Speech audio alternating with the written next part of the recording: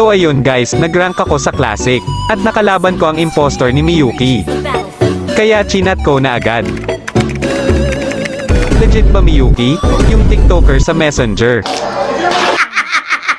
Dito pinuntahan ko na agad siya sa lane niya. Gusto pa niya makipagpalagan pero naka-marksman assassin emblem ako kaya natalo siya. Yabang-yabang nito. Dito magpupush lang sana ako kaso inabutan ako ng second skill niya. Papaligan ko pa sana kaso umipal naman itong Martistenita. Ano ang sa inyo? Natamimi kayo. Dito binubugbog niya si Harley kaya pinasok ko na agad sa tore sabay TP sa mukha. Habang nagkakrab ako dito, umipal na naman ang yawa kaya nabigyan na naman siya ng tusok sa abdo.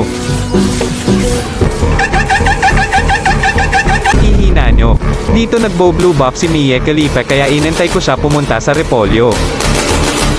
Itutusok ng naagrabyado.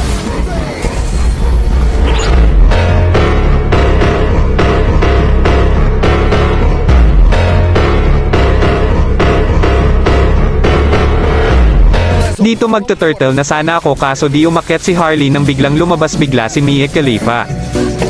Babalikan ko pa sana kaso di na natin kinaya. Babalik cap ang bata ka. Ha? Hotdog? Talaga, Charmin, pak. Dito naghahanap ako build nang biglang andito pala siya sa red buff kaya nabigyan tayo.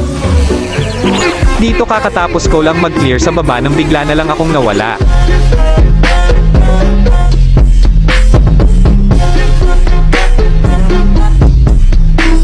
Dito masyado nang makulit si Martistenita kaya binigyan ko na. Grabing Mia Khalifa kung saan sumusulpot ang ota. Yung last na tumipi sa akin di na nakabangon. Sinungaling ka! Dito binubugbog nila si Nathan kaya ipaghihiganti natin yan. Ano Mia Khalifa, saan ka pupunta? Mag-Facebook ka muna. Ano yun cheat? Anong cheat pinagsasabi mo? Masakit lang talaga build ko.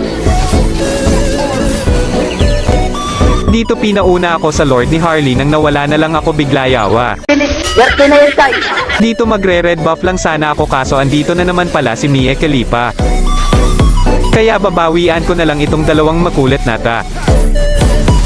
Babalik na sana ako sa lane nang andito na naman ang yawa. Bangon na.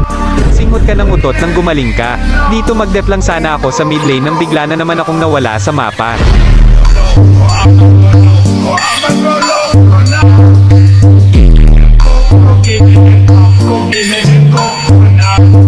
Kaya babawian natin yan guys. Di pwedeng siya lang. Warning 1 hit activated. Takot ako. Aba yabang neto. Tikman mo ngayon ang sakit ng bonus round na sinasabi mo.